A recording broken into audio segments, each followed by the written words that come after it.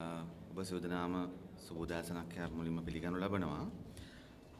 අපි අද දිනේදී ජනතා විමුක්ති ප්‍රමුණ වශයෙන් මේ මාධ්‍ය සාකච්ඡාව සූදානම් කළේ විශේෂයෙන්ම මෑතකදී රජය නිශ්චිත වශයෙන්ම ප්‍රකාශ කළ තිබෙනවා මහත් විවාදයට සහ ආందోලනයට තුඩු දී තිබෙන ඉන්දියාව සහ ශ්‍රී ලංකාව අතර අත්සන් කිරීමට උත්සාහ කරමින් තිබෙන මේ සීපා ගිවිසුම අත්සන් කිරීමට රජය වර්තමාන මෛත්‍රීපාල සිරිසේන රනිල් වික්‍රමසිංහ ආණ්ඩුව තීරණය කර ඇති බව. ඒ අනුව අපි දකිනවා පක්ෂයක් වශයෙන් උත් මේ රටේ ජනතාවට වගකිව යුතු දේශපාලන ව්‍යාපාරයක් වශයෙන් උත් සීපා ගිවිසුම අත්සන් කිරීම නිසා අපේ රටට ආර්ථික වශයෙන් ඒ වගේම විශේෂයෙන්ම අපේ රටේ වෘත්තීක ක්ෂේත්‍රයන්ට ව්‍යාපාරික ක්ෂේත්‍රයන්ට කර්මාන්ත ක්ෂේත්‍රයන්ට ඇතිවිය හැකි ගැටලු පිළිබඳව දසවසරකට අධික මහජන සංවාදයක් තිබෙනවා. දසවසරකට අධික කාලයක් තිස්සේ මේ රටේ ජනතාව ආයතන මේ පිළිබඳ නිශ්චිතව සම්බන්ධ ආයතන විද්වතුන් ඉතා පැහැදිලි කරුණු රාශියක් ඉදිරිපත් කර තිබෙනවා මේ කිවිසුමෙන් ඇතිවිය හැකි ඉතාම අනර්ථකාරී ප්‍රතිවිපාක පිළිබඳව. ඒ අනුව තමයි ජනාධිපතිවරු දෙදෙනෙක්ට මේ අත්සන් කිරීමට නොහැකි වුණේ. චන්ද්‍රික බණ්ඩාරනායක ජනාධිපතිනියටත් ඒ වගේම මහින්ද රාජපක්ෂ ජනාධිපතිවරයාට. උනුත් උත්සාහ කළා උන්ට කරගන්න බැරි වුණා. ඒ බැරිවීමට බලපාපු ප්‍රධාන කරුණු තමයි මේ සීපා ගිවිසුම අත්සන් කිරීමෙන් අපේ රටට යම්කිසි ආර්ථිකමය වාසියක් ලැබෙන බව ඔප්පු කරන්න කිසියම්ම පදනමක් නැතිකම.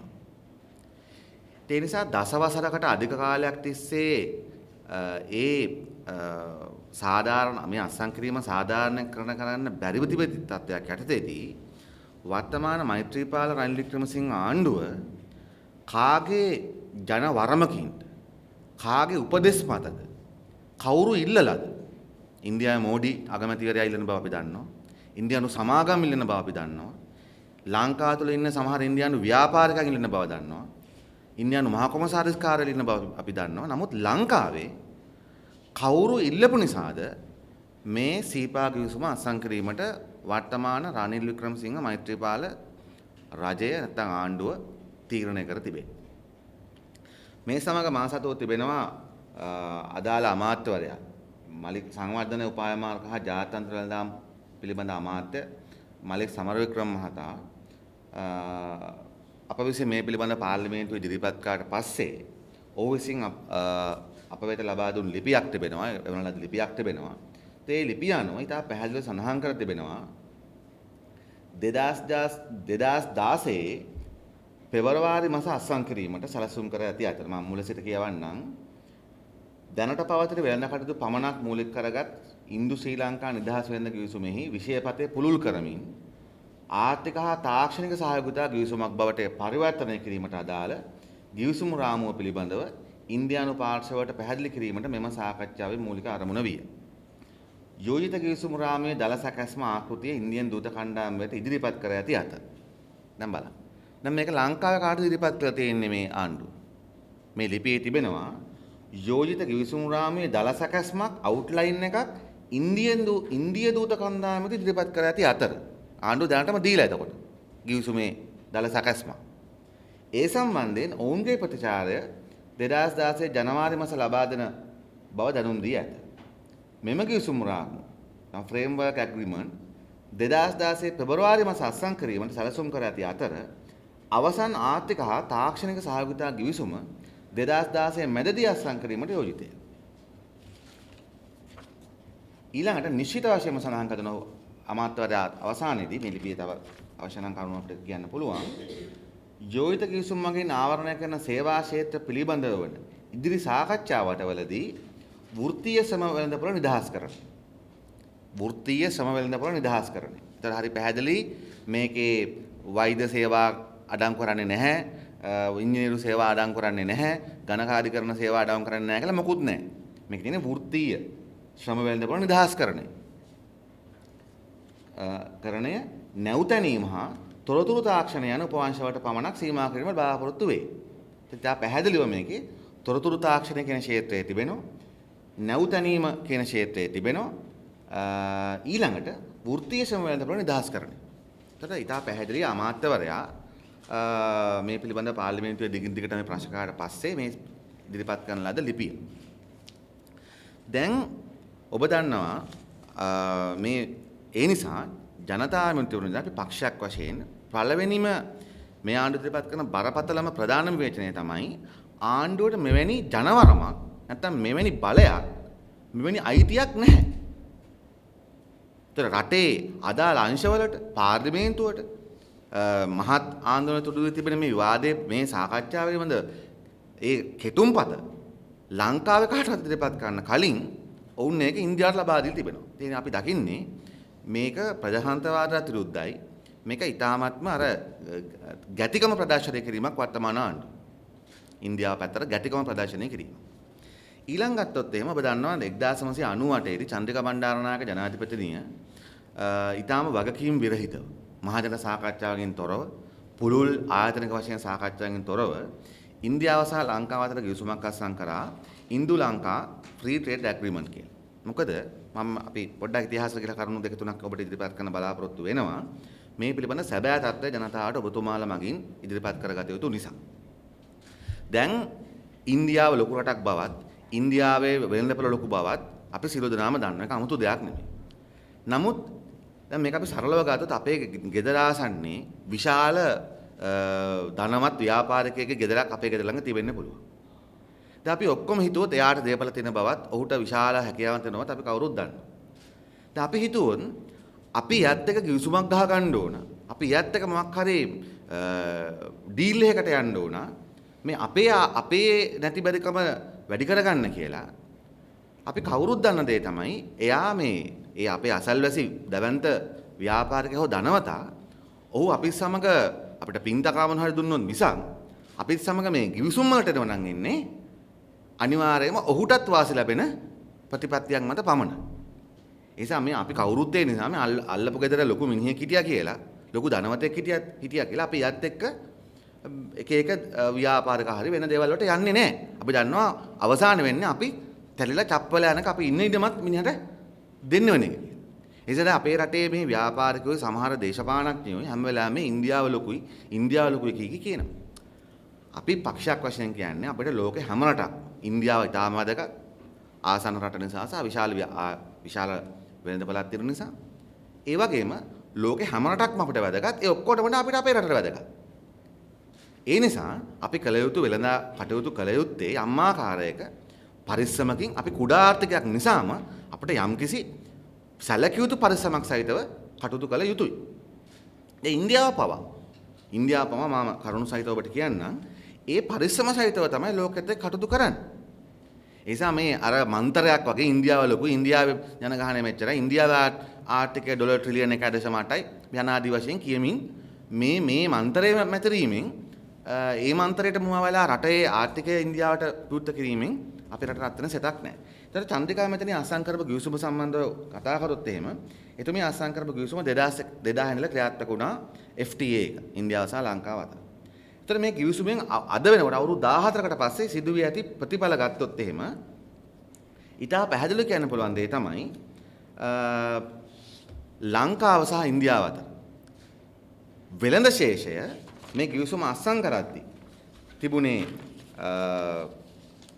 ඩොලර් මිලියන් 463ක වගේ ගිවිසුමක් තිබුණේ 1999 දී ලංකාව සහ ඉන්දියාව අතර වෙළඳ ශේෂය ඩොලර් මිලියන් 463යි. අපිට ඍණ ලංකාවට අවාසිදායක වෙළඳ ශේෂය. දැන් මේක 2014 වෙනකොට මෙතන තිබෙනවා මේ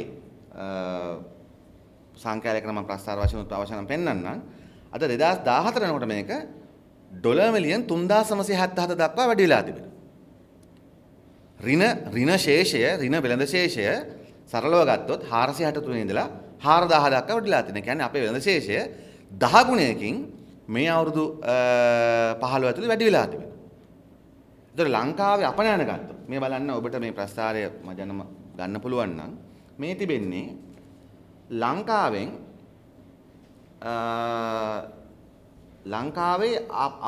අපනයනයන් ඉන්දියාවට 2003 ඉඳලා 2014 දක්වා වැඩි වෙලාම නැහැ. ඒ කියන්නේ මෙහෙම ප්‍රස්තාරයේ වර්ධනයක් නැහැ. දැන් මේ චන්ද්‍රිකා මෙතන අත්සන් කරපු ගිවිසුම තියෙද්දි. අපි දැන් මේව අස්සම් කරන්නේ අපිටත් වාසි ගන්න කියලානේ කියන්නේ. අපිට හම්බෙච්ච වාසියක් නැහැ. එතකොට ගත්තොත් එහෙම ඔබට පේනවා ඉන්දියානු ආයෝජන අපනයන ගත්තොත් ඒක සැලකිය යුතු මට්ටමින් ඒක කඩා වැටීම් අවස්ථාවක් තිබෙනවා. නමුත් සමස්තයක් වශයෙන් ගත්තොත් එය මේ ඩොලර් මිලියන් 1000 ඉඳලා ඒක අද ඩොලර් මිලියන් 4000ක ආසන්න මට්ටමට ගිහිලා තිබෙනවා. එතකොට ලංකාවට අත්වෙච්ච ප්‍රතිඵලය ගත්තොත් 0යි කියන්නේ. ඊළඟ ගත්තොත් දැන් මේ වෙළඳ කිවිසුමක් නැතුව අපේ රටට අපනයන කරන්න බැරිද? ඒකත් වැදගත්. දැන් ඉන්දියන් වෙළඳ කිවිසුම නැතුව අපේ රටේ අපනයන වලට අවස්ථාවක් නැද්ද? එහෙම තිබෙනවා. දැන් මේ තිබෙන්නේ ලංකාව සහ ඉන්දියාව අතර මේ වෙළඳ කිවිසුම ඔක්කොම තිබෙද්දි ආසන්න භාවය, සංස්කෘතික වශයෙන් සමානකම් ඔක්කොම FTA ඔක්කොම තිබෙද්දී මේ තියෙන්නේ ලංකාව සහ ලංකාවෙන් ඉන්දියාවට කරන ලද අපනයනවල මේ தত্ত্বය. මේ තිබෙන්නේ එවැනි කිවිසුම් නැතුව ලංකාව ලෝකයේ සමග ලෝකයේ අනිකුත් රටවල් සමග කරන්නා වූ අපනයනවල தত্ত্বය. ප්‍රමාණය නෙමෙයි ඔබට පේන ප්‍රස්තාරය අනුව එහි පැහැදිලි වර්ධනයක් තිබෙනවා. අද ලංකාවේ අපනයන ක්ෂේත්‍රය කඩා වැටලා තිබියදී ලෝකයේත් එක්ක කරන අපනයනය වර්ධනය වෙලා ඉන්දියාවත් එක්ක කරන එක මේ ගිවිසුම් මගින් ගිවිසුම් තිබියදී වෙලා තියෙන්නේ වර්ධනයක් වෙලා නැහැ. ඒ නිසා මම මේ මතු ඔබට ඉදිරිපත් කරේ ඉන්දියාව සහ ලංකාව අතර චන්ද්‍රිකා බණ්ඩාරනායක රජදී අත්සන් කරපු ඊට පසු රාජ්‍යයන් වලදී වර්ධනය කරපු වෙළඳ කිවිසුම් වලින් ලංකාවට අතිවී තිබෙන ආර්ථික ප්‍රයෝජනය පිළිබඳ දත්ත. එවැනි වටපිටාවක් හරිද තමයි දැන් වර්තමාන ආණ්ඩුව මේ සීපා කියලා. දැන් මේ තියෙන්නේ භාණ්ඩ වෙළඳාම සම්බන්ධව පමණයි. මේ මම ඉදිරිපත් කර මේ සියල්ල තියෙන භාණ්ඩ වෙළඳාම සම්බන්ධ. FTA චන්ද්‍රිකා මැතිණිය අත්සන් කරපු කිවිසුමේ තිබුණේ ලංකාව සහ ඉන්දියාව අතර භාණ්ඩ වෙළඳාම සම්බන්ධ නිදහස්කරණය පිළිබඳ කරුණක්. නමුත් අපි දැන් සීපා කිවිසුම ගත්තොත් විශේෂයෙන්ම රනිල් වික්‍රමසිංහ මහත්තයා 2001-2004 කාලේ අග්‍රාමාත්‍යවරයා වශයෙන් ඉඳෙද්දී ඉන්දියාව එවකට හිටපු ආණ්ඩුවත් සමග ආපු එකඟතාවයක් තමයි මේ සීපා කියන කිවිසුම. ඒතර අපි මේ සීපා කියන කිවිසුමෙන් මේක සමස්ත ආර්ථික ක්‍රියාවලිය පුළුල් කරනවා. ඒක ඇතුළත තිබෙනවා දේශ සීමා හරහා හුවමාරු වන සේවාවන් පිළිබඳව කරුණු ඒ පිළිබඳව කිවිසුම ඇති වෙනවා. විදේශීය පරිභෝජනය පිළිබඳව උදාහරණයක් වශයෙන් එතකොට පුද්ගලයන් එන්නෙම යම්කිසි රටකට ඒ වැනි කිවිසුමකින් ආර්ථික හරි අධ්‍යාපන හරි සෞඛ්‍යමය හරි වෙළඳාම හරි එවැනි ප්‍රයෝජනයකට. තුන්වෙනි එක වාණිජමය වශයෙන් අවස්ථාවන් හදන එක. සරලව ගත්තොත් ඉන්දියානුවන්ට පුළුවන් ලංකාව ඇතුළේ ව්‍යාපාර ආරම්භ කරන්න. විවිධාකාර අපේ දැනට ශ්‍රී ලාංකිකයන් පමණක් කරන ව්‍යාපාර ඕනම දෙයකට ඉන්දියානු ආයතන වලට එන්න පුළුවන්. ඊළඟට පුද්ගල සංක්‍රමණ. ඒක වෘත්තිකයන්ගේ පැමිණීම. වෘත්තිකයන්ට ඇවිල්ලා මෙහි ඇවිල්ලා සේවාවන් සපයන්න පුළුවන්. ලාංකිකයන්ටත් පුළුවන් ගිහිලා එහෙ සේවා සපයන්න ඉන්දියාවේ. දැන් මේක තමයි කිවිසුම. එතකොට අපි මේ සීපා කිවිසුමේ අද ආందోලන තුඩුවේ තිබෙන ප්‍රධානම පැති තමයි මේ වෘත්තීය ක්ෂේත්‍රය. නමුත් අපි ඉතා පැහැදිලිව කියන්න ඕන අද උනන්දු ඇතිලා තිබෙන්නේ වෘත්තිකයන්ගේ පැත්තෙන් වුණාට මේ සීපා කිවිසුමෙන් ලංකාවේ සුවිශාල ආර්ථික විනාශයක් අපිට සිද්ධ වෙනවා. මා වෘත්තිකයන්ගේ ගැටලුව කතා කරන්න පෙර මා හිතුවා ඒ කරුණ ගැන ඔබට අවධානය යොමු කරන්න. මොකද නැත්තම් වෙන්න පුළුවන් දේ තමයි RI කියන්න පුළුවන් ඇමතිවරු ආණ්ඩුව කියන්න පුළුවන් අපි එන IT ක්ෂේත්‍රය කරන්නේ නැහැ. අපි සීපාස්සම් කරනවා. IT ආදායම් කරන්නේ නැහැ කියලා. එතකොට වෙන මොකද අපි යම්කිසි ප්‍රශ්නයක සමස්තය දකින්නේ නැතුව ඒක එක වඩාත්ම සංවේදී පැත්ත විතරක් පමණක් මේ හැම විටම ගත්තොත් ඒක රිංගා යන මේ පාලකයන් කටයුතු කරන්න ඉඩ තිබෙන නිසා. දැන් මේ ඇති කරගන්න දැනට තිබෙන කිවිසුමනෝ ගත්තා. අපි දක්න දේ තමයි අසං කරන්න යන කිවිසුමනෝ ගත්තත් ඉතා පැහැදිලිව තියෙන්නේ තමයි ඉන්දියානු සමාගම් වලට ලංකාවේ ඕනෑම ක්ෂේත්‍රයක ව්‍යාපාර ආරම්භ කරන්න පුළුවන්. දැන් උන් කියනවා තමයි නාවික කටයුතු කියලා. දැනට යම් සීමාවන් දාන්නම කියනවා. නමුත් සමස්තයක් වශයෙන් ගත්තට පස්සේ ඔය හැම කිවිසුමක ඔබ දන්නවා ඒවට වර්ෂානුව යම් කොන්දේසි වලට එනවා. අපි වර්ෂ 3ක් ගියාට පස්සේ මේ තව සේවාවන් ප්‍රමාණයක් තව ක්ෂේත්‍ර ප්‍රමාණයක් නිදහස් කරනවා. අවුරුදු 5ක් ගියාම තවත් ප්‍රමාණයක් නිදහස් කරනවා. දැන් සරලව ගත්තොත් සීපා කිවිසුමේ මුලින්ම තියෙන්නේ අපි සේවාවන් 20ක් නිදහස් කළ යුතුයි කියන්නේ. එක. දෙක තමයි අපි ITම ගත්තොත් ඉන්ෆර්මේෂන් ටෙක්නොලොජි කියන නැත්නම් තොරතුරු තාක්ෂණ ක්ෂේත්‍රය ගත්තොත් ඒක ඇත්තටම හරියාකාරව නිශ්චිත කරපු ක්ෂේත්‍රයක් නෙමෙයි. දැන් අපි දන්ත වෛද්‍ය සේවාව ගත්තොත් ඒක හරි පැහැදිලි. නමුත් අපි තොරතුරු තාක්ෂණය කිව්වොත් ඒක මේ දත්ත කළමනාකරණ කෙනෙක්ගේ ඉඳලා විද්‍යාඥයෙක් දක්වා මේ සේවාව තිබෙනවා. ඒක ජනමාධ්‍ය විදිහට පවා එන්න පුළුවන්. ඒක ඇඩ්වර්ටයිසිං වලට මේක සීමාවක් නැහැ තොරතුරු තාක්ෂණ ක්ෂේත්‍රේ.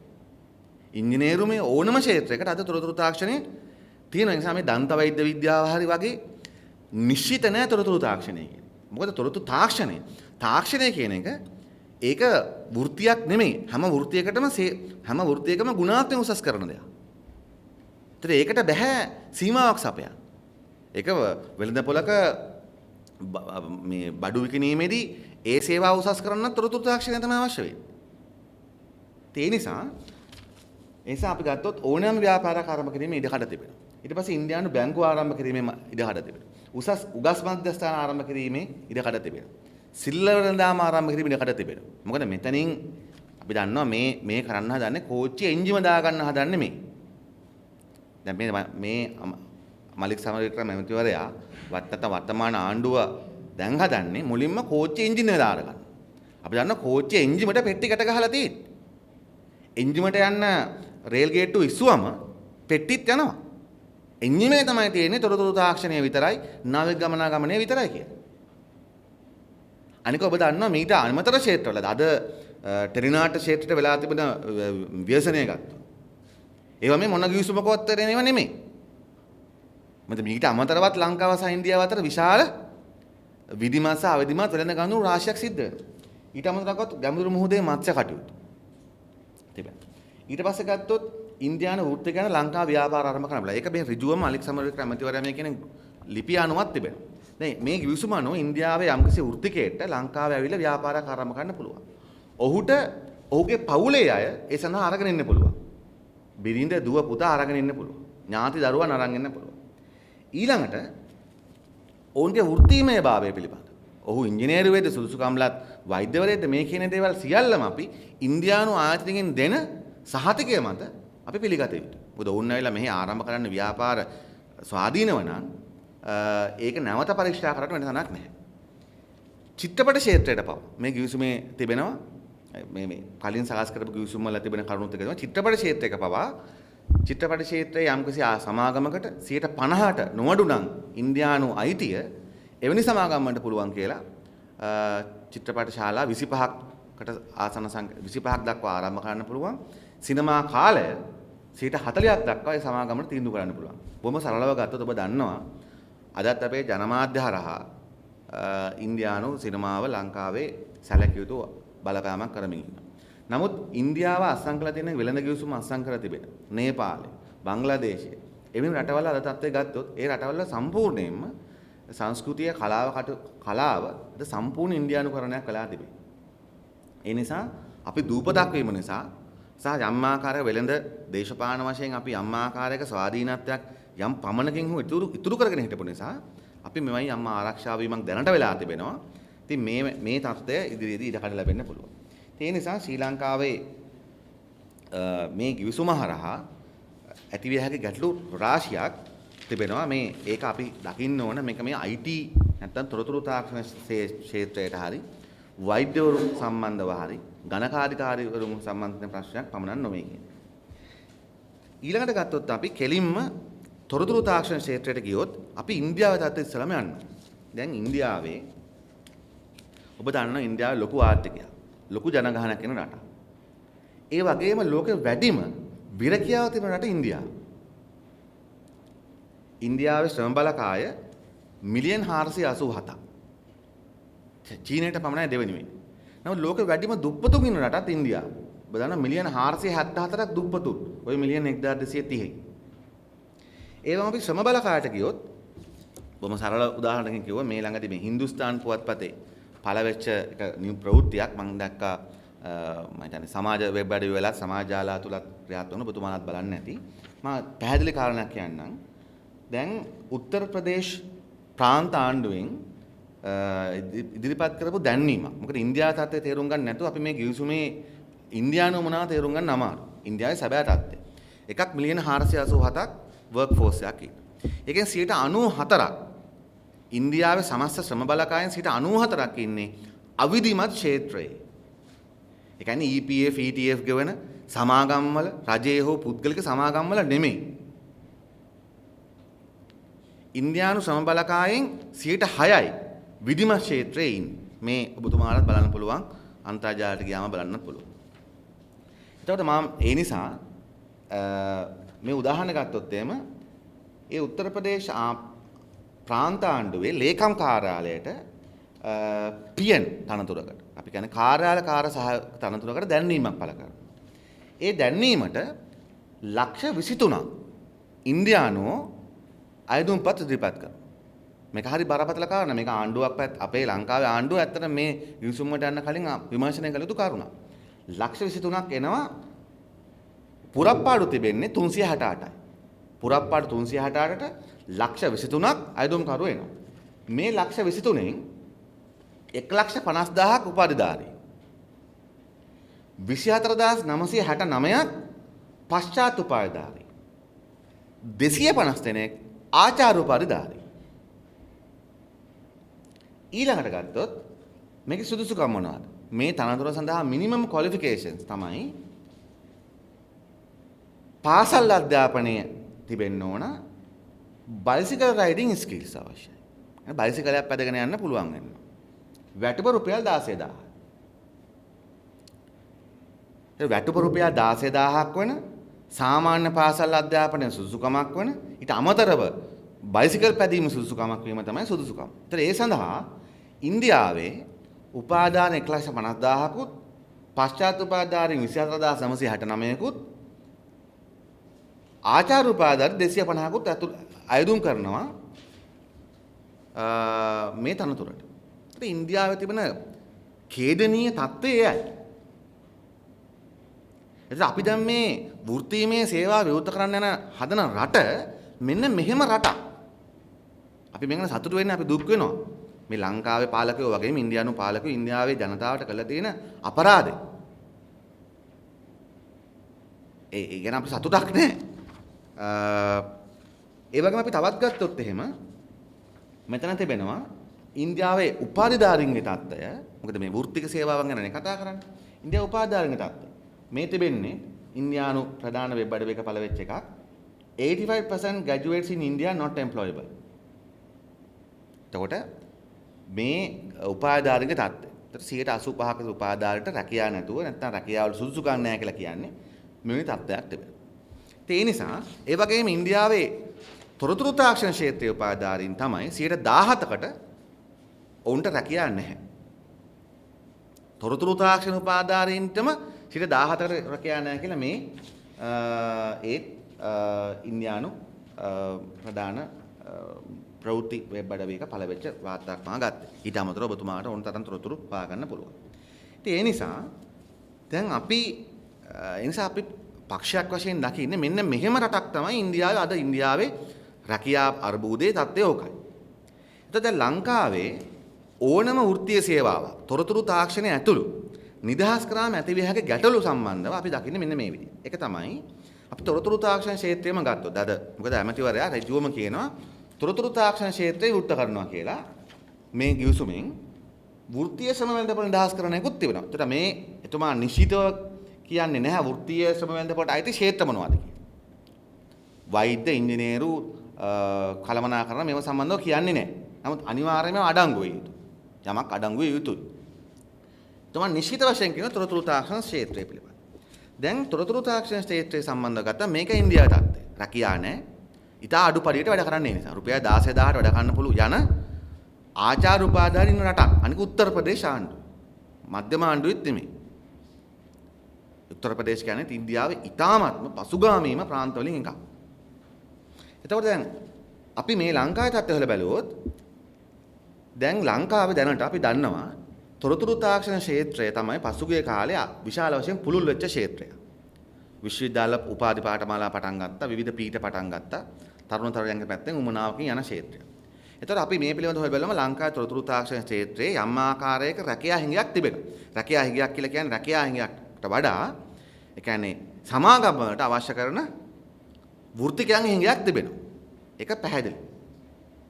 නමුත් මේ සීපා කිවිසුමහරහා මේ ක්ෂේත්‍රයේ ඉන්දියාවට විරුද්ධ කරාම වෙන්න හැකි දේ තමයි දැන් තොරතුරු ශාස්ත්‍රඥ ක්ෂේත්‍රය අපිට ගන්න පුළුවන් ලංකාවේ පහළ මට්ටමේ රැකියාව. ඔය අපි කියන්නේ දත්ත ඇතුළත් කරන්නම් කියන වගේ ගත්තාම යම් මට්ටමක පහළ මට්ටමේ රැකියාව ප්‍රමාණයක් තිබෙනවා. මධ්‍යම මට්ටමේ රැකියාව තිබෙනවා. ඊට පස්සේ ඉංජිනේරුමේ ඊටත් ඉහළ තියෙන මේ පර්යේෂණ මට්ටමේ රැකියාව මට්ටම් 3ක් අපිට ගන්න පුළුවන්. එතකොට දැනට මේ කිවිසුම හරහා එවැනි වෘත්තිකයන් එවැනි පහළ මට්ටමේ වෘත්තිකයන් සේවකයන් ආවොත් වෙන දේ තමයි අනිවාර්ය වශයෙන්ම දැනට තොරතුරු තාක්ෂණ ක්ෂේත්‍රයේ රැකියාව කරන ඒ මට්ටමේ රැකියාව කරන අයගේ වැටුප් පැහැදිලි අඩුවීමක් වෙනවා. මොකද අර පිරිස එනවනම් අඩු මිලට වැඩ කරන්න. ඒ නිසා අනිවාර්ය වශයෙන්ම තොරතුරු තාක්ෂණ ක්ෂේත්‍රයේ දැනට රැකියාව කරන අයගේ වැටුප් කප්පාදුවක් සිද්ධ වෙනවා. ඊළාට අපි හිතමු එහෙම එනවනම් මධ්‍යම සහ ඉහළ මට්ටමේ අය නම් වෙන්නේ දැනට සාමාන්‍ය ලංකාවේ මධ්‍යම සහ ඉහළ මට්ටමේ IT ක්ෂේත්‍රයේ තොරතුරු තාක්ෂණ ක්ෂේත්‍රයේ රැකියාවල පුද්ගලික සමාගම් වල සාමාන්‍යයෙන් අවමටම ඩොලර් 1000ට වැඩි. එතකොට එවැනි අය ඉන්දියාවෙන් ආවොත් ඉන්දියාවේ තියෙන තත්ත්වය අනුව ඔවුන් අඩු වැටුප් වලට එන මත වෙන දේ තමයි මධ්‍යම සහ ඉහළ මට්ටමේ තොරතුරු තාක්ෂණ ක්ෂේත්‍රයේ සිටින අපේ රටේ උගතුන් නැත්නම් වෘත්තිකයන් ඔවුන් පැහැදිලිවම ඔවුන් ඉන්දියාවට යන්නේ නැහැ. ඔවුන් ලංකාව අතහැර සංක්‍රමණය වෙනවා මයිග්‍රේට් වෙනවා. ඒ නිසා මේක පැහැදිලිවම බුද්ධි ගලණයට දැනට ඉතුරු වී සිටින වෘත්තීමය ක්ෂේත්‍රයේ පිරිසක් තල්ලු කර දැමීමම සිද්ධ වෙනවා ඉතා පැහැදිලිව. ඒ නිසා තොරතුරු තාක්ෂණ ක්ෂේත්‍රයේ ඉතා බරපතල එක පැත්තකින් බුද්ධි ගලණයට බලපාන සිද්ධියක් සිද්ධ වෙනවා මේක අවසන් කරොත් අනිත් පැත්තේ වැටුප් පප්පාදුවක් සිද්ධ වෙනවා හැම මට්ටමක. ඊළඟ කාරණා ගත්තොත් දැනටත් ඔබ BOI නැත්නම් ආයෝජන මණ්ඩල ව්‍යාපෘති සම්බන්ධ බැලුවොත් දැනටත් ලංකාවේ ආයෝජන මණ්ඩලයෙන් අනුමත කරලා ව්‍යාපාරයක් ලංකාවේ පටන් ගන්නව නම් අඩුම කොන්දේසි තිබෙන්නේ තොරතුරු තාක්ෂණ ක්ෂේත්‍රයේ කර්මාන්තවලට. ඒ අනුව ඉන්දියානු සමාගම්, විදේශීය සමාගම් ලංකාව තුළ ආරම්භ කර තිබෙන BOI ව්‍යාපෘති IT සමාගම් ගත්තම උන්ට සුවිශාල බදු සහනයක් සහ විශාල වාසි ප්‍රමාණයක් දැනටත් තිබෙනවා. සරලව ගත්තොත් ඇත්තටම තිබෙන්නේ BOI ව්‍යාපෘතියක අමතර මූලික තියෙන කොන්දේසි එක පැත්තකින් තිබ්බට පස්සේ සේවකයන් 15කට ලාංකිකයන් 15කට රැකියා දීම තමයි මේ මෑතක් වෙනකම්ම තිබුණේ. මා දන්නා තරමින් ආසන්නම දත්තේ තියෙන්නේ රැකියා 15ක් ලබා දිය යුතුයි. දැන් අපි මේ සීපා කිවිසුම හරහා ඒ අවස්ථාව ඉන්දියානු සමාගම් වලට ඉන්දියානු පුද්ගලයන් ලබා දුන්න වෙන පුළුවන් දේ තමයි මේ රැකියා 15 ලාංකිකයන් දෙන ගමන් ඊළඟ සියලුම රැකියාවන් ඉන්දියානුවන්ටම දෙන්න පුළුවන්. ඒතර ඔබ බලන්න අපි දැන් මේ ඉන්දියානු සමාගම් වලට මේක කැඳා ගැනීමෙන් ලංකාවට අත්තර සේවය මොකක්ද? ඒ ලාභය යන්නේ ඉන්දියාවට.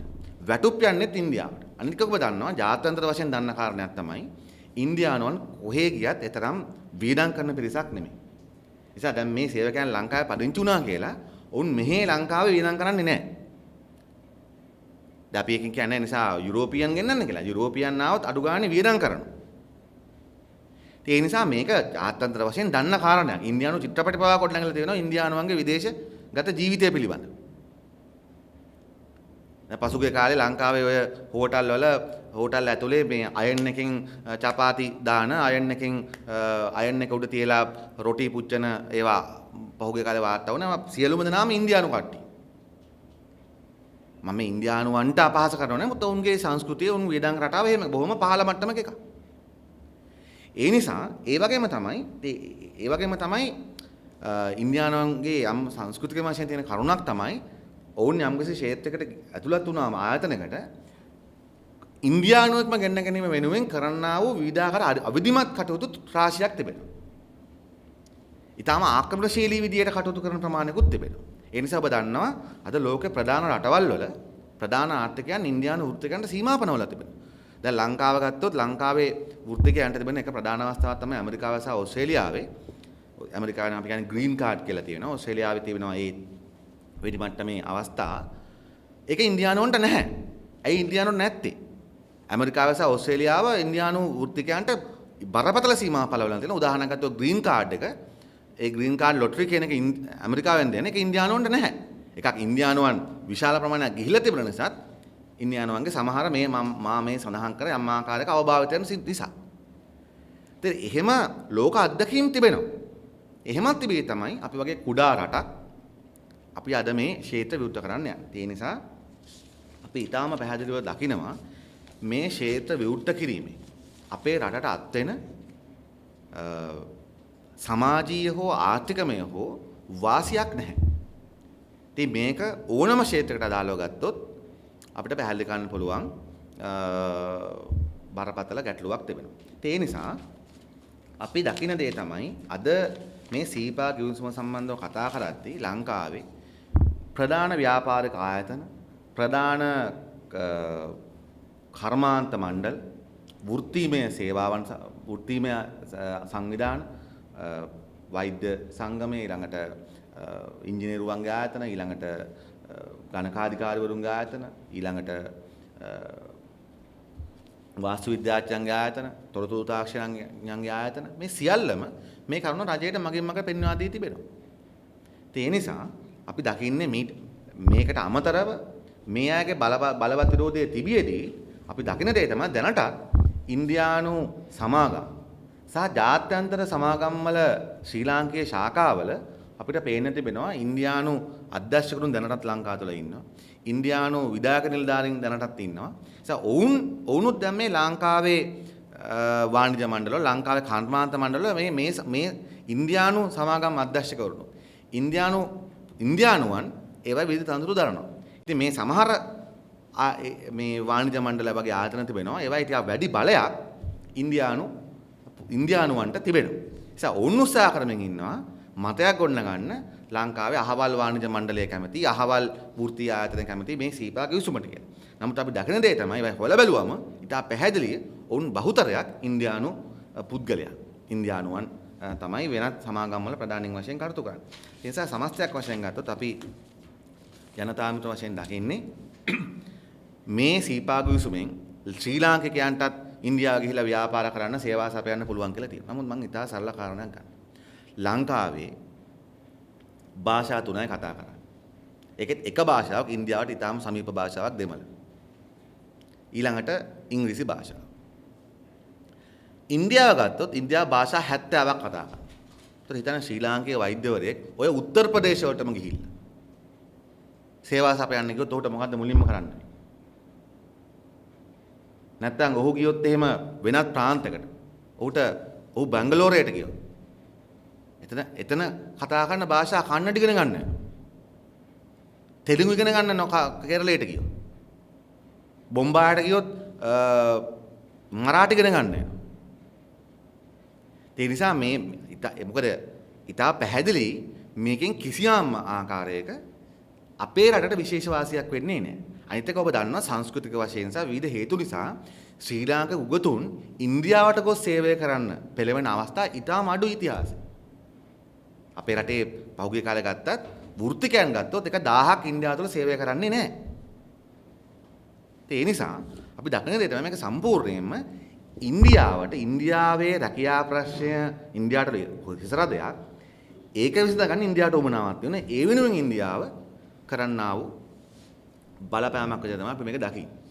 ඒ නිසා අවසාන වශයෙන් අපි සීපා ගිවිසුම සම්බන්ධ ආණ්ඩුවට කියන්නේ ජනතා මිත්‍ර විදියට අපි ලෝකයේත් එක්ක වෙළඳ ගිවිසුම් අත්සන් කිරීම, ලෝකයේත් එක්ක ගනුදෙනු කිරීම අනිවාර්ය අවස්ථාවක් ලෙස පිළිගන්නවා.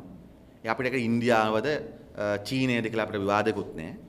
නමුත් අප අත්සන් කළ යුත්තේ අපේ රටට ආර්ථික වශයෙන් ප්‍රතිඵල ලැබෙන අපේ වෘත්තිකයන්ගේ, අපේ කම්කරුවන්ගේ, අපේ සේවකයන්ගේ ඒ වෘත්තිය ආරක්ෂා වෙන විදිහේ ගිවිසුම් පමණයි. මොකද මේක අසත් නොකර කියලා ලංකාව ආර්ථික වශයෙන් දුප්පත් වෙනවා කියලා කිසිම තර්කයක් නෑ ආණ්ඩුවට ඉදිරිපත් කරන්න. ඒ නිසා රනිල් වික්‍රමසිංහ රජය ලංකාවේ සෛරීත්වය නොසලකා වෙළඳ ගිවිසුම් වලට යන්න තියෙන ප්‍රවණතාව අපිට පේනවා. මේ සීපා ගිවිසුම ඊළඟට ළඟදී අස්සන් ඒ වගේම තවත් සාකච්ඡාවක් දැන් තිබෙනවා පැසිෆික් ට්‍රේඩ් පැක්ට් කියලා PTP කියලා අස්සන් කරන්න යනවා. ලංකාව ගැට ගන්න යනවා ඇමරිකාව ඇතුළු මේ පැසිෆික් රාජ්‍යයන් සමග. ඒතර ලංකාවේ ආර්ථික සාහිරීත්වය ලංකාවේ ආර්ථික සුරක්ෂිතභාවය ගැන කිසිම තැකීමකින් තොරව රනිල් වික්‍රමසිංහ මහත්තයා සියලුම රෙදි ටික ලියාගෙන යන්න හදන ගමනක් අපිට පේනවා. මම උදාහරණයක් කියන්නම් මේ මලික් සමරවික්‍රම මහතාගේ ගිවිසුමේ මේ ලිපියෙම තිබෙනවා ශ්‍රී ලාංකේය නියෝජිත පිරිස මතු කරලා තිබෙනවා මේ චන්ද්‍රිකා මැතිණිය අත්සන් කරපු FTA එකේ ඒ නිදහස් වෙළඳ ගිවිසුමෙන් ශ්‍රී ලාංකික ආයෝජකයන්ට ශ්‍රී ලාංකික ව්‍යාපාරයන්ට මතුවී තිබෙන ගැටලු පිළිබඳ. මොකද ඉන්දියාව කරන්නේ ගිවිසුම අත්සන් කරලා රට ඇතුළත එක බාධා දානවා. ඒ පිළිබඳව ශ්‍රී ලංකා නියෝජිත පිරිස ඉන්දියාවට පැහැදිලි කරාම ඉන්දියානු නියෝජිත පිරිස ඉදිරිපත් කරලා තිබෙන්නේ මොකක්ද? ඉන්දියානු නියෝජිත පිරිස කියලා තියෙන දේ තමයි ඒ බාධාවන් මේ ලංකාවට තරක් තියෙන දේවල් නෙමෙයි ඒවා ඉන්දියාවේ ජාතික රෙගුලාසි නිසා වෙන දේවල්ය. ඒවා ඉන්දියාව ලෝකේ හැම රටකටම දාලා තියෙන දේවල් කියලා. බොහොම සරලව ගත්තොත් අපිට මෙහි නිදහස් වෙළඳ ගිවිසුමෙන් කියනවා ලංකාවට අහවල් බඩු යවන්න පුළුවන් කියලා. හැබැයි ඒවා ඉන්දියාව ඇතුලේ බාධා කරන්න බෑ. ඒක නිදහස් කරන්න කියලා මේ කිව්වට පස්සේ නියෝජිත පිරිස කියපු දේ තමයි ඒවා ඉන්දියාවේ ජාතික රෙගුලාසි කියන එක මම අවශ්‍ය නම් කියන්නම්.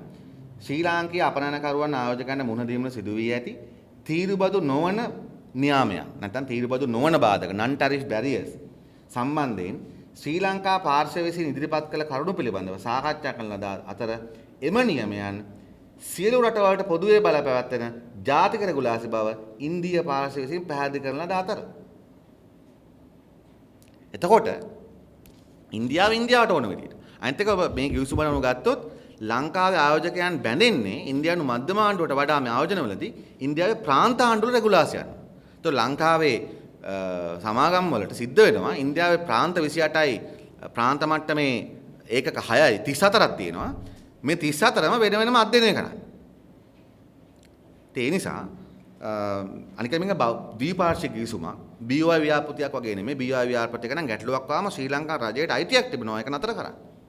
මේක ද්විපාර්ශ්වික ගිවිසුමක් අපිට කුමන බාධකාවක් කුමන කරදරාවක් ලංකාවේ පරිසරයට කුපමණ විනාශයක් කරත් මේකෙන් අපිට එකපාර අවශ්‍ය කරන්න බෑ. ඒ නිසා පසුගිය කාලේ ඉන්දියානු සමාගම් ලංකාව තුළ කරන ලද ආයෝජන සම්බන්ධ බරපතල වේචනය තියෙනවා. විශාල පරිසර නාස්ති ගැන, වනස්පති වගේ ව්‍යාපෘති වලින් ඇති වෙච්ච ගැටලු ගැන, ඊට පස්සේ තඹ නිස්සාරණය කරන ව්‍යාපෘති සම්බන්ධ ගැටලු ගැන, බැටරි වලින් කඩලා මේ තඹ ඒ හදන සම්බන්ධ ඇති වෙච්ච ගැටලු ගැන, ඒ වගේම නීති විරෝධී විතර දැනටත් ඉන්දියානුවන් ශ්‍රී ලංකාව තුළ ඇවිල්ලා මම දැක්ක පුවත්පතල වාර්තා කරනවා මාළු අල්ලනවා මඩ කලපුවේ වැවක. පුවත්පතක වාර්තා කරා. ඒ වගේම අපි දන්නවා සාමාන්‍යයෙන් වතු ක්ෂේත්‍රයේ දැනටත් පඩි දෙන දවසට ඉන්දියානුවන් මදුරාසියේ ඉඳලා සංචාරක වීසා අරගෙන ඇවිල්ලා සරන් විකුණනවා, ෂර්ට් විකුණනවා දැනුත් ඒවා තියෙනවා. ඒ නිසා මේකට වැටබැඳීමක් පැහැදිලිව සිද්ධ වෙනවා. ඒ නිසා අපි දකින්නේ මේකෙන් බරපතල ආර්ථික වශයෙන් හානියක් අපේ රටට සිද්ධ වෙනවා. ඒ නිසා අපි පක්ෂයක් වශයෙන් රජයට බල කර කියා සිටිනවා. ඔබට ජනවරමක් නැහැ මේ කටයුතු කරන්න. ඒ නිසා මේ සීපා ගිවිසුමේ මේ සේවා නිදහස් කිරීමේ ක්ෂේත්‍රය පැහැදිලිවම ලංකාවට ඉතාම බරපතල අහිතකරයි. සමය අත්සන් නොකළ යුතුයි කියන බලපෑම ජනතා මිතුරු වශයෙන් මේ රජය ඉදු කරනවා ප්‍රකාශ කරනවා. ඒ වගේම අපි මේ සම්බන්ධ සියලුම වෘත්තික සංවිධාන වලට දැන් පෙබරවාරි මාසයේ මේක අත්සන් කරන්න මේක මූලික රාමුව අත්සන් කරන රජය ප්‍රකාශ කර තිබෙන නිසා අපේ රටේ සියලුම වෘත්තික සේවාවන් වල සංවිධාන වලට ඒ වගේම කර්මාන්තකරුවන්ට ව්‍යාපාරික ක්ෂේත්‍රවලට සහ වෘත්තික සම්මත අපි ඉල්ලා සිටිනවා ඉතාම ඉක්මනින් නැගී සිටලා මේ ආණ්ඩුව මේ කරන කටයුත්ත පරාජයටපත් කරන්න ඉදිරියට එන්න කියලා.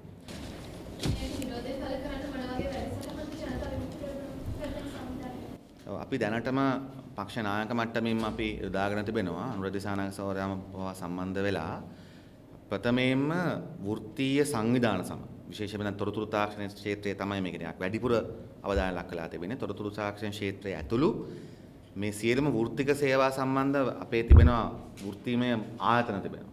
මේ ආයතනවල ප්‍රධානීන් සමග සාකච්ඡා කරන අපි සාකච්ඡා ගණනාවක් යොදාගෙන තිබෙනවා.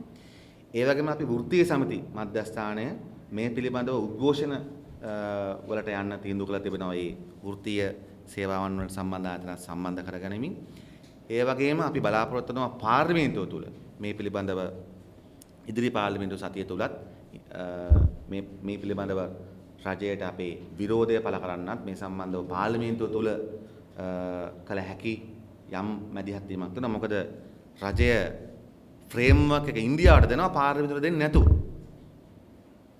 රනිල් වික්‍රමසිංහ මහත්තයා වග කියන්නේ නරේන්ද්‍ර මෝඩියටද නැත්නම් ශ්‍රී ලංකාවේ ජනතාව තියෙන ප්‍රශ්න එතනම තියෙනවා. ඒ නිසා පාර්ලිමේන්තුව තුල කටයුතු කරන්න බලාපොරොත්තු වෙනවා. මේ පිළිබඳ පුළුල් මහජන බලයක් ගොඩනගලා මේ කිවිසුම පරාජයටපත් කිරීම වෙනුවෙන් ඒ ආරම්භක පියවර ගැන මම ඔබට කිව්වේ. ඉතින් ආණ්ඩුවෙන් එන ප්‍රතිචාර මත තමයි අපි ඊළඟ ක්‍රියාමාර්ග සකස් කරගන්න බලාපොරොත්තු වෙන්නේ. එනිසා මේක නතර කිරීම වෙනුවෙන් ජන මතයක් ජන බලයක් ගොඩනැගීමට විපක්ෂයක් වශයෙන් කරන තීරණය කළා තිබෙනවා ඉදිරි කාලය තුලදී. මේ 26 වෙනිදා 2012 වර්ෂයේ අතරතුරගත් ඇන්දල යුගලේ 180ක් ප්‍රසිද්ධියේ විනාශ කරන්න යනවා. මේ සම්බන්ධයෙන් අනාගත ස්වාමීන් වහන්සේලා සහ ජනතාව මේ විනාශ කරන්න එපා එක්කෝ ආගමික ස්ථාන වලට දෙන්න එහෙම නැත්නම් අවුගාකාරයක් කියන්නේ අපි නිසා මේක විනාශ කරන්න එපා කියන මතයක් ගොඩනැගිලා තියෙනවා. මේ ප්‍රසිද්ධිය විනාශ කරන්න ගන්න මේ තීරණය නිවැරදිද? නිවැරදි. අපි හිතනවා මොකද එහෙම ගත්තොත් දැන් ලෝක පරිමාණයෙන්ම නීති විරෝධී ඇද්දල ජාවාරම් සම්බන්ධව නියාමයන් තියෙනවා. ඒක රජයෙන් නීති විරෝධී නම් ඒක රජයට ආගමික ආයතන වලට පාසල් වලට කියලා විශේෂ දෙයක් නැහැ. දැන් එහෙම ගත්තොත් මේ ඒ නිසා අපි දකින්නේ ඇද්දල පූජනීය නැහැ. ඇද්දල කියන්නේ සතෙක්ට අයිති දෙයක්. ඒවා අපේ පන්සල් වල තියෙනකොට ඒවට යම්කිසි පූජනීයත්වයක් ආරූඪ වෙනවා. ඒවා බුදු දහමට අදාළ හෝ හින්දු දහමට අදාළ දෙයක් නෙමෙයි. ඒ නිසා පන්සලක තිබෙන ඇද්දල වලකට පූජනීයත්වයේ තිබෙනවා වගේ මේකට ජනතාව ගරු කරනවා වගේම කැලේ ඉන්න අලියෙක්ගේ ඇද්දල දෙයක පූජනීයත්වයක් නැහැ. ඒ නිසා අපි දකින්නේ මේවා නීති විරෝධීව සත්තු මරලා අපේ රටෙත් වෙනත් රටවල් වල සත්තු මරලා තාම අනික මහා පරිමාණ ජාවාරම්. එහෙම ගත්තොත් සතුන්ගේ හම් ගැන මොකද අපි කියන්නේ? අපිට සීමාවක් නැති වෙයි. අපිට හරක් මේ හැම දෙයක්ම හරකත් පූජනීය ඉන්දියාවේ. ලංකාවේ දෙමළ ජනතාව පූජනීය සත්ත්වයක් වශයෙන් සලකනවා. එහෙම ගත්තොත් මේ සියල්ලම අපිට සිද්ධ වෙනවා නීති විරෝධීව කරන සියල්ලම රජයට අරගෙන ඒවා සම්බන්ධව මේ හරිම මේ අවුල්සහගත තැනකට යන්න. ඒ නිසා අපි කියන්නේ ලෝක පරිමාණයෙම අපි ලෝක ඉස්සරහා ඊටාම මේ හිතන්නේ පරිසර පැත්තෙන් ගත්තොත් මම හිතනවා ලෝක ඉස්සරහා අපි විශාල මොකද බ්ලැක් ලිස්ට් කරනවා කියලා කියන්නේ.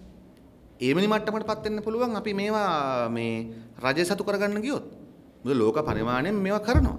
හෙරොයින් පුච්චනවා වගේම මේවත් පුච්චනවා. අපි මේ කතා කරන්නේ යම්කිසි පන්සලක තිබිච්ච ඇද්දල යුගලක් පැහැරගෙන ගිහිල්ලා ඒක නැවත ඒක පුච්චනවා කතාවක් නෙමෙයි. මේ අමුවේ සත්තු ඝාතනය කරලා දැවැන්ත ව්‍යාපාරිකයන් විසින් මංකොල්ල කරුවන් මාෆියා වලින් කරන ව්‍යාපාරයක් පිළිබඳ. ඒවයි කිසිම පූජනීයත්වයක් නැහැ. ඒක සතෙක්ගේ උපාංග පමණයි. ඒ නිසා මේක කිසිසේත්ම පටලාගත යුතු නැහැ. අද අපේ රටේ වෙලා තියෙනවා හැම දෙයකම ඒ කියන්නේ ඊටාම අනවශ්‍ය ආකාරයට ආගම පටලවා ගන්නවා. ආගම පටලවා ගත යුතු නැති ක්ෂේත්‍ර තිබෙනවා. ඒ වයින් ව්‍යාපාරිකයන් ජාවාරම් කරුවන් ආරක්ෂා වෙනවා. ඒ නිසා අපි හිතන්නේ මේක බුද්ධාගමටත් කරන ඊටාම බරවත් අපහාසයක්. කෙන්යාවේ චේන්සෝ වලින් සත්තු පන පිටින් ඉඳි දල කපලා ඒ ගන්න දල පූජනීයද? ඒ දල ලංකාවේ පන්සල් වල තියලා අපි අපේ බෞද්ධයන්ට කියන වඳින්න කියලා. මං හිතන්නේ ඒක බුද්ධාගමට කිසිසේත් වෙන්නේ නැහැ කියලා. ඒක පාණාතිපාතා වේරමණී සික්ඛාපදං සමාදියාම කියලා අපි පිළිගන්න දෙයටම විරුද්ධයි. අපි අහලත් නෑ ඉස්සර කාලේ අපේ රටේ රජවරු මේ සත්තු මරලා දල දුන්න කියලා පන්සල් වලට. ඒ නිසා මේවා බෞද්ධ ධර්මයේ පැත්තෙන් ගත්තත් වැරදි, නීතියක් වශයෙන් ගත්තත් වැරදි, ජාත්‍යන්තර සම්ප්‍රදායට අනුව ගත්තත් වැරදි.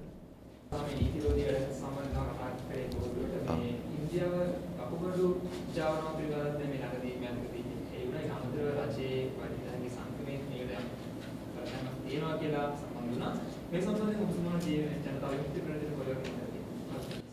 ඔව් ඇත්තටම ගත්තොත් ඉන්ද්‍රිය ජාවාරම එක වකුගඩු විතර නෙවෙයි ඉන්ද්‍රිය ජාවාරම ජාත්‍යන්තර වශයෙන් සිද්ධ වෙනවා. අපේ රටේ යම් යම් මට්ටම් වලින් සිද්ධ වෙලා තිබෙනවා. ඉතින් මේක ආන්දෝලන තුඩලා තිබෙන්නේ මෙතන ලංකාවේ වෛද්‍යවරු සම්බන්ධයි කියන එක. ඒක ඉන්දියාවේ ඉතා පැහැදිලි කාරණයක්. ඉන්දියාවේ වෛද්‍යවරුන් ඒවට සම්බන්ධයි කියන එක ඉන්දියාව තුළ ප්‍රසිද්ධ කාරණයක්. ඉන්දියාවේ තියෙන දුප්පත්කමත් එක්කත් මිනිස්සු ඒ ඉන්දියන් විකුණන ජීවත් වෙනවා. අපේ රටෙත් ඒක යම් මට්ටමකට නැතුව නෙමෙයි තිබෙනවා. ඉතින් අපි දකින්නේ රජය මගින් මේක යම් මේක නියාමනය කරලා මේ ජාවාරම සීමා කරන්න නතර කරන්න පැහැදිලිව කටයුතු කළ යුතුයි. අපි හිතනවා මේ හෙළිදර මේක ඇත්තටම හෙළිදර වෙන්නේ ඉන්දියාව පැත්තේ. ඉන්දියානු පොලිසියේ සොයාගැනීමක් විතර තමයි මේක ලංකාවට එන්නේ. අපි කියනවා ලංකාවේ සෞඛ්‍ය අමාත්‍යාංශයටත් ලංකාවේ පොලිසියටත් ලංකාවේ මේ සම්බන්ධ තවත් ජාවාරම් රාශියක් මේ ආශ්‍රිතව තිබෙන්න පුළුවන්. ඒ නිසා මේ සම්බන්ධව පරීක්ෂණය කරලා මේ අවස්ථාව යොදාගෙන එවැනි ජාවාරම් නතර කිරීමට රජය මීට වඩා ඉදිරියට ඉදිරිපත් විය යුතුයි කියන එක. ඉතින් අපි දකින්නේ ඇත්තටම මේ හැම දෙයක්ම මුදල කේන්ද්‍ර කරගෙන ක්‍රියාත්මක කරන සමාජයක අනිවාර්ය ලක්ෂණ. ඉතින් අපිට తాවකාලික හරියව නතර කිරීම වෙනුවෙන් රජය කටයුතු කරන්න ඕනේ කියන අදහස තමයි අපි ඉන්නේ.